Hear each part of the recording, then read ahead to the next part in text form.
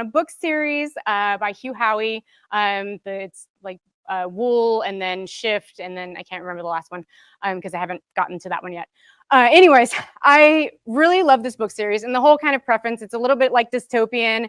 And so the world ended, and now all of these people are in this big underground silo, which is completely self-sufficient, but they're in the silo and they can't go outside. They can see the outside, but they can't go outside, and they have to be able to work and live and function within this silo. And as I'm reading this book, I'm like, this is like being in an OT environment. You're just in this silo, IT is doing whatever they're doing over here. The rest of the business is doing whatever, they are doing over here.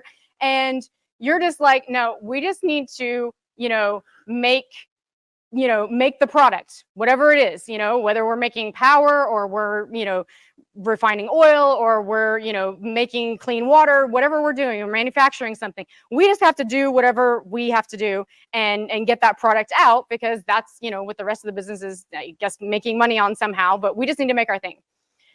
And so I'm like, wow, this book really hits on that kind of thing. And so I started, as I'm reading it, I kind of start looking at how can I, kind of take this and make this metaphor to this, this overall concept of cybersecurity, which is huge and it's big and it's like, oh my gosh, what are we supposed to do, right?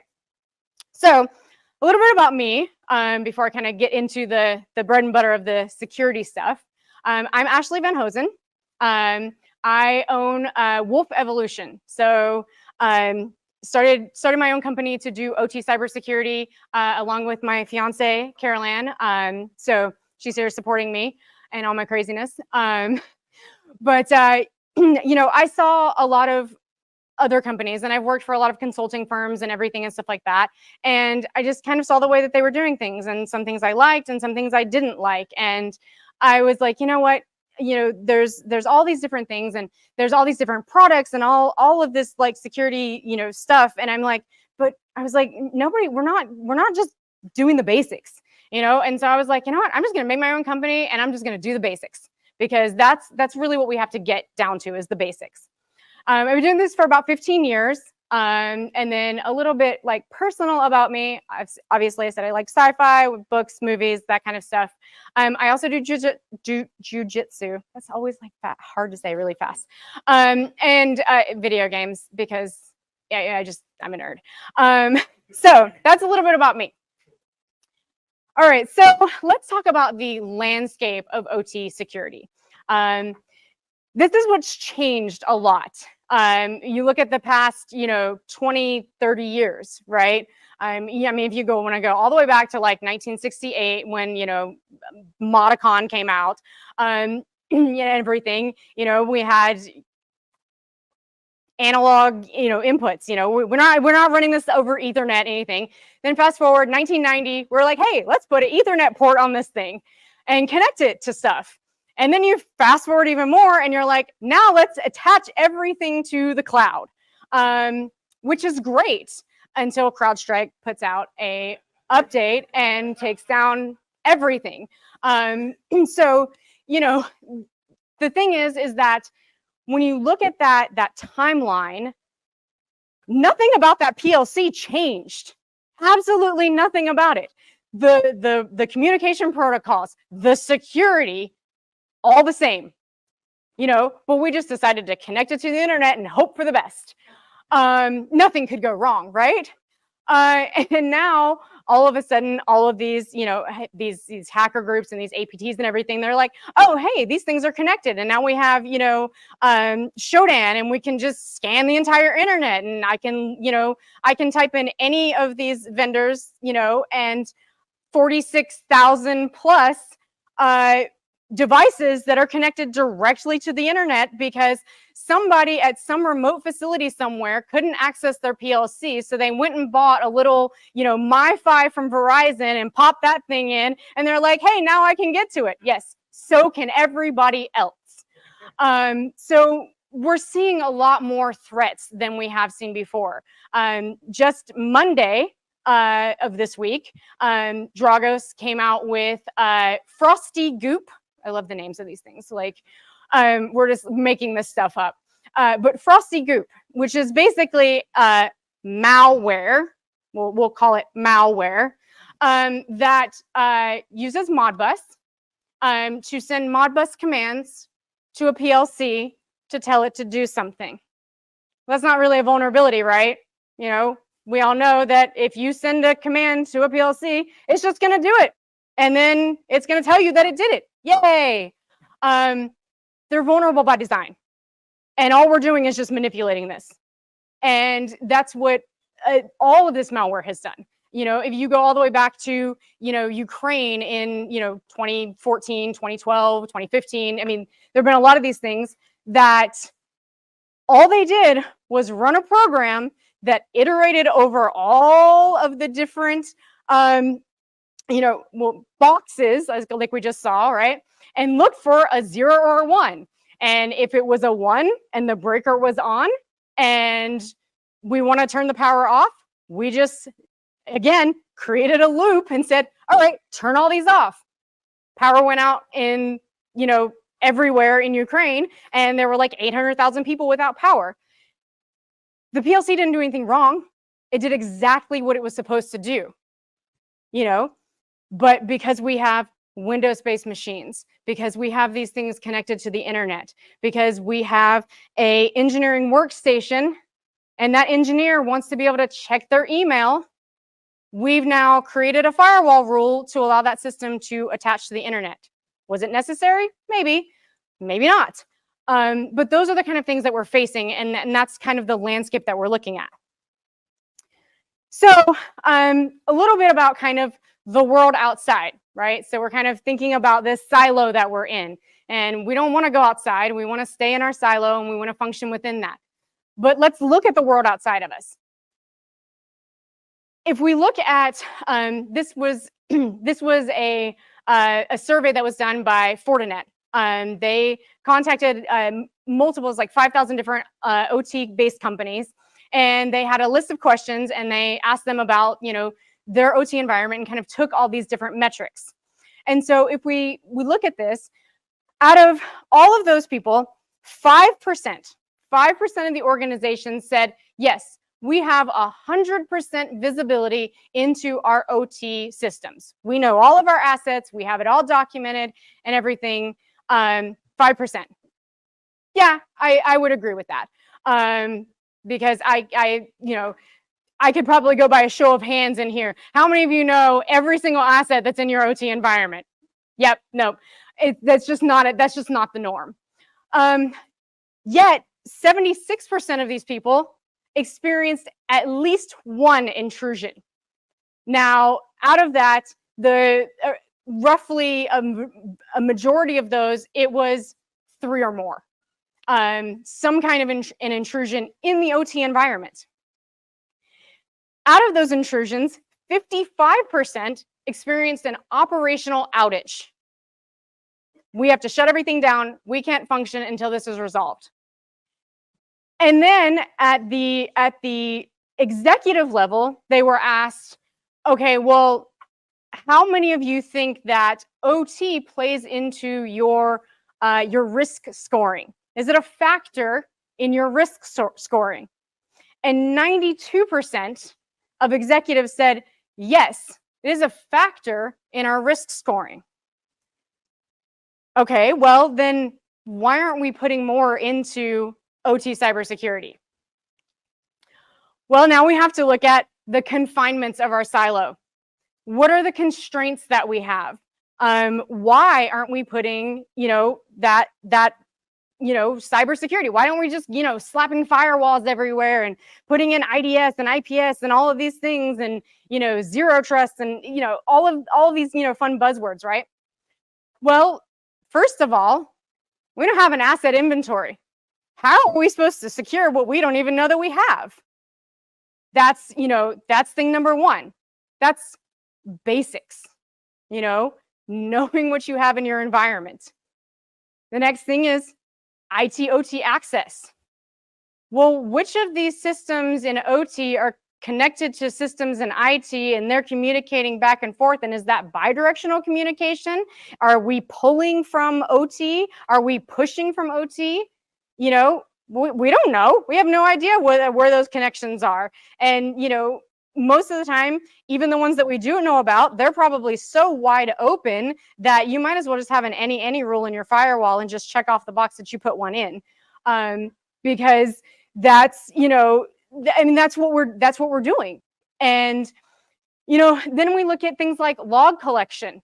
You know, okay, so great, I can collect logs from a Windows computer just fine. I can kind of collect logs from a PLC, but what's that giving me? It's not necessarily like useful, because the PLC is just telling me, hey, I did the thing, you know, give me a cookie. And you know, we're not getting useful data out of that. So, you know, we want to talk about, you know, monitoring and visibility and all these things. And it's like, well, what are we monitoring? What are we, you know, what's our visibility? Secure remote access. Whew.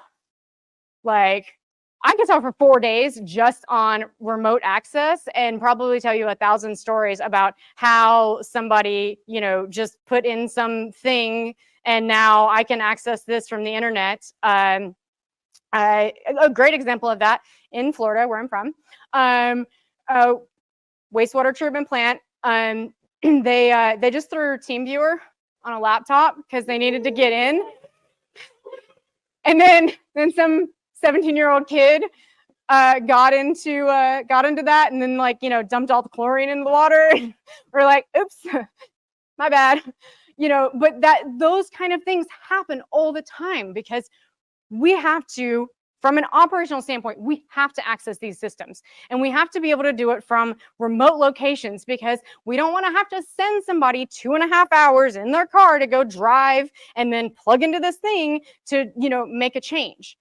So we have to look at that, but we need to look at how to do that securely, and not just, you know, have these workarounds, because if anybody knows, you know, if you put in a workaround, it's not a workaround anymore. That is now the procedure.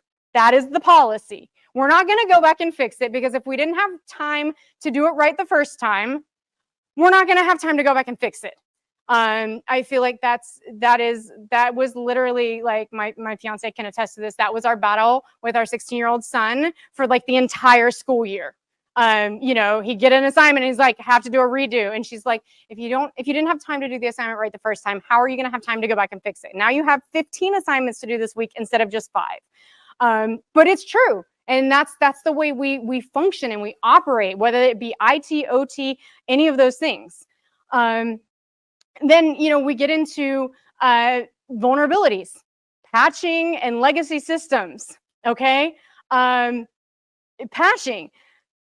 If you have an IT, you know, a company that was primarily focused on IT, and they come in and they're doing an assessment in OT, sure, yep, I'm gonna run a vulnerability scan, and I am going to find so much outdated software that, you know, it's going to fill up the memory of my computer, and I have to attach a hard drive, because that's how we exist. That's how we function.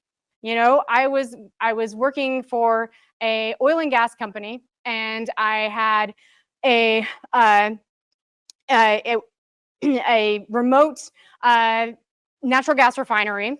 And I went in, and, you know, I'm looking, you know, I'm doing my scans and stuff like that, and then we go in this building, and I'm like, oh, what's that server right there? And they're like, oh, no, don't touch that. And I'm like, okay. I'm like, but what is it? And they're like, that runs server 2003. And I'm like, what?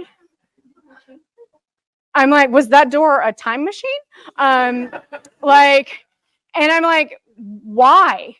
And they're like, oh, so the software that we use to load our truck and rail system, we purchased that in the 90s. And then it was like 1991 they purchased it. And then in 1994, that company went out of business. And so now they just have this software, and it would cost $10 million to rip it out and replace it. And we're not going to do that. So we just put this server in this room and nobody really comes in here and we don't touch it and we don't even clean the dust off of it because that might break something, so that we can load our truck and rail systems. And I'm like, okay, cool. I can't update it. I can't patch it. I can't look at it. I'm like, all right. I'm like, how is it connected to the network? And they're like, this switch right here. And I'm like, cool. I'm like, here's what we're going to do. I was like, I need you to give me the IP addresses and the protocols of every system that needs to talk to that. I was like, we're going to plug a firewall into that switch.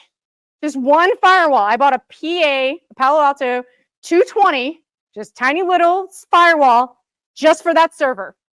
And that was my security for it. Because if I can't touch it, I'm going to secure around it. And that was it. That was all I could do. And that is the norm. That's not a one-off.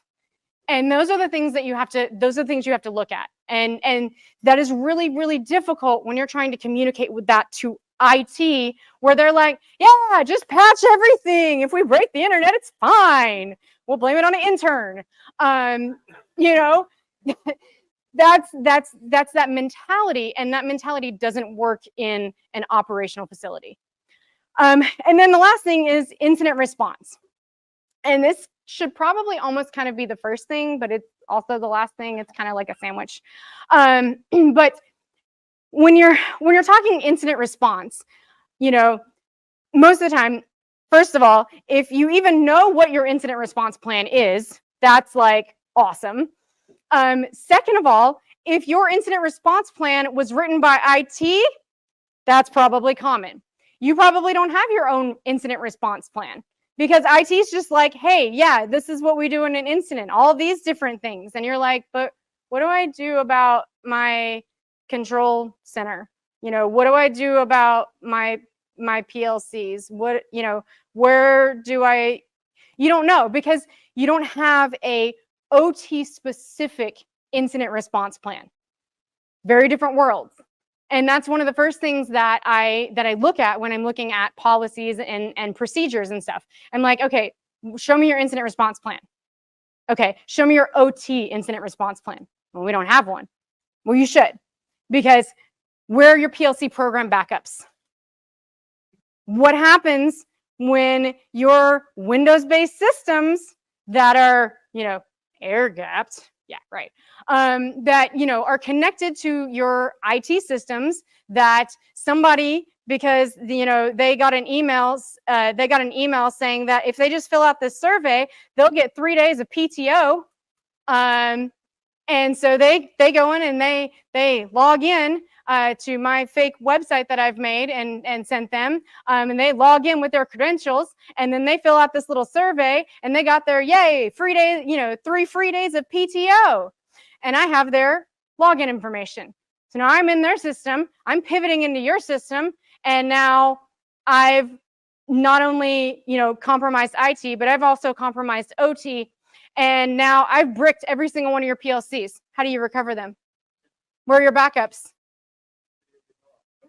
Exactly. You know, so you don't have those backups because you don't have that separate incident response plan. So, you know, those are all the things that we have to look at, and those are all the confinements that we have to work around in this OT environment. So how do we do that?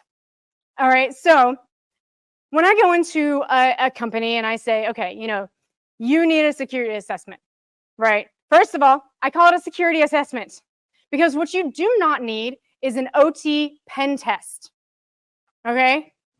You do not need an OT pen test, right? We're going to strike that whole verbiage. You do not need an OT pen test. You do not need me going in there, breaking things that we all know are in production because you don't have a test or a dev environment.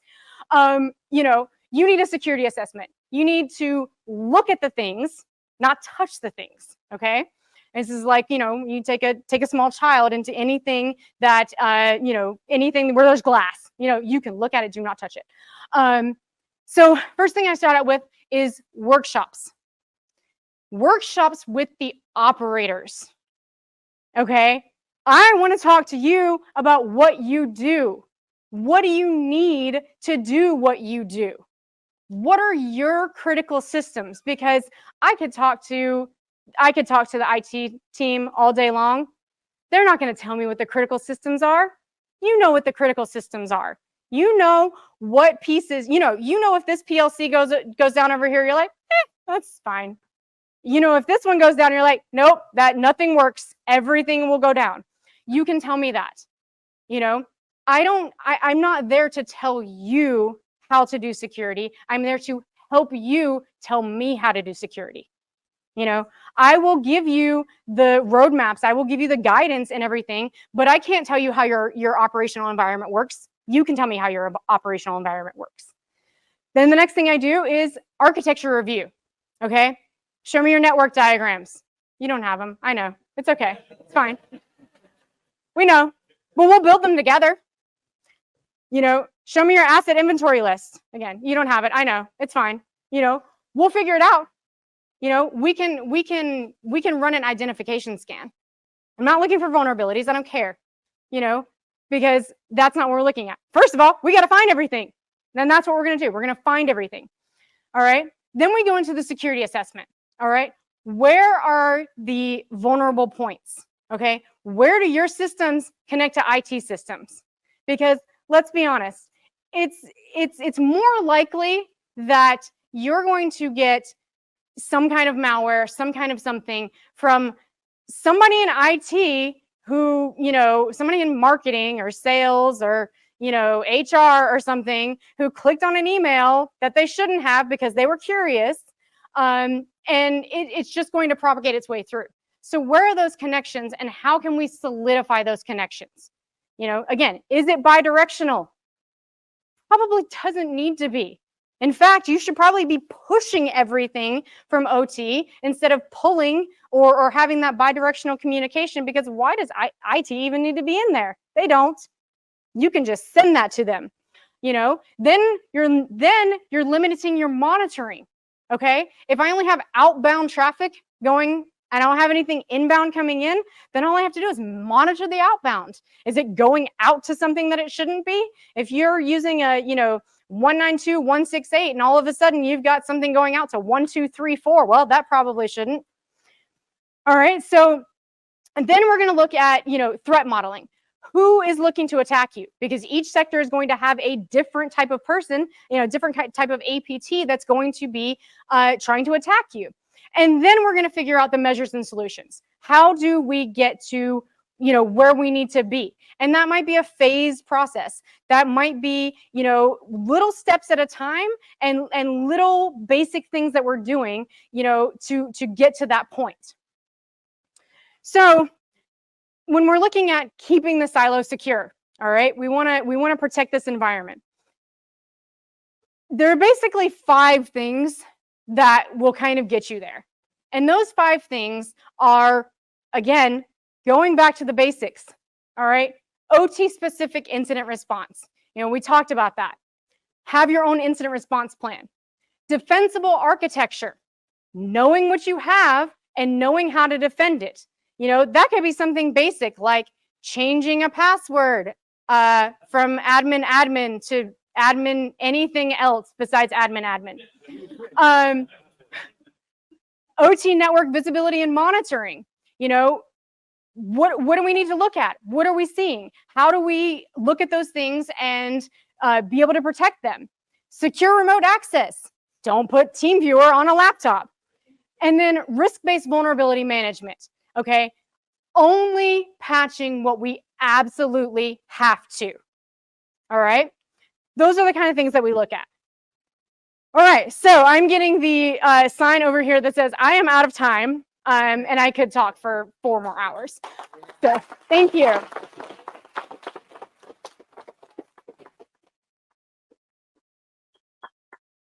I will execute my executive authority to extend time to allow a little bit of Q&A for this because I think it will be worth it. Just show of hands, agree? Yes, yes, no? Okay. We're on, David. Yes. Thank you very much. This was an awesome presentation. I love the way you formatted everything. You started exactly where we are and the background and challenges that people actually face today. I love that you brought up that incident in Florida as well, because I followed that one, and it was so ham-fisted Oh that yeah. they were so lucky that the guy was in front of the screen when the mouse was moving. Uh-huh. And if that's like super rare, because if they're gonna hack you, you're not even gonna see that anything's happening. Oh, absolutely. So that's why that was a really critical moment for me when I understood, like, hey, that was ham-fisted, but that's not the usual. Yeah. And then secondly, I appreciate the fact that you're bringing up the fact that nobody knows what's on their network, and that everybody just kind of has a free for all, and there's no asset management, and people just want to have access to their stuff, and they don't think about the consequences. Absolutely. I work with people that literally go to organizations, and they do a swap of their managed switches, and they just do a config change, and there's no changes, admin password, and nothing is configured. Absolutely. So this was amazing. Thank you so much for bringing this attention. Yeah, no, absolutely. Okay, we'll go to Rafi next, and then back to you. Absolutely amazing presentation. I'll ask you, what is the worst situation you've ever seen in an incident that you've worst situation. I once upon a time, I did an assessment for basically the Colombian government, and who the Colombian government essentially owns the major ISP in Colombia, and also the energy company, and basically all of the critical infrastructure. The government owns them, and so they contracted us to do an assessment. And the whole goal of our assessment was to see if we could go from external, complete remote access, and if we could get to the OT environment. And in 3 days, I not only owned the IT environment, I also had full control over the control center, and the control center, which controlled power generation, distribution, and transmission for not only Colombia, but Brazil, Argentina, Uruguay, basically all of South America. All because IT forgot about this IIS system that they used to use 15 years ago, and they just left it up, connected to the internet. And I was able to manipulate the web portal there, which then got me admin credentials, which I then used to create domain admin credentials, and then just walk my way through the system.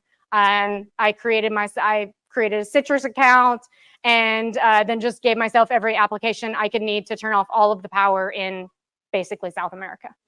Wow, that's more extreme than I expected.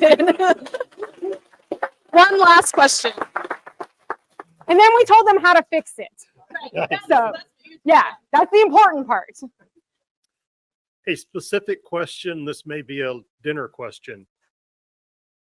How do you do secure remote access? My current employer's way of, IT's way of doing that is, we'll give you a virtual machine that's on the OT side, and you'll have to run your applications from there, and we'll make OneDrive so you can get the programs back and forth. Yep. And it's a pain in the ass. Yes, and that's the problem, right? Is that, how do you do that securely while not being a pain in the ass? Because that's the compromise that you have to have. There are products out there that allow for secure access. Yes, but they're expensive, right? And so are licenses for right programming software. Now the timekeeper is going to say, go ahead and finish that discussion over dinner. Okay. And I'm sure many of the colleagues here would probably love to join that. Yeah, absolutely. Or happy hour. So. Yes. Yes. Oh, sorry. Okay. So in case you didn't know, on the schedule, the board is out there. There's a little less details about after the educational sessions, but at 5 to 6:30, we'll have happy hour here in the foyer, or just out here. We're